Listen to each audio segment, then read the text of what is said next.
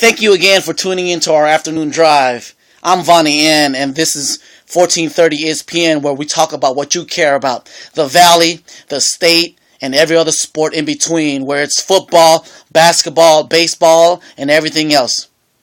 But there's a few things that I'm chewing on today. I'm chewing on the fact that Fresno State is looking pretty good, specifically with the basketball and football program. Now, Rodney Terry, he was hovering around 500 this year, but I'm excited. Got some new recruits out in the Midwest. We got some big men who look like they can run. And we got Robert Upshaw at the last minute.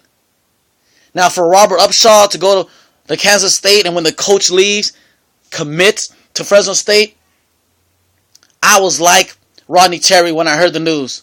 My jaw dropped. We actually got a local talent, aside from Greg Smith, to come to Fresno State. I'm excited. I'm also excited about Tim DeRuyter.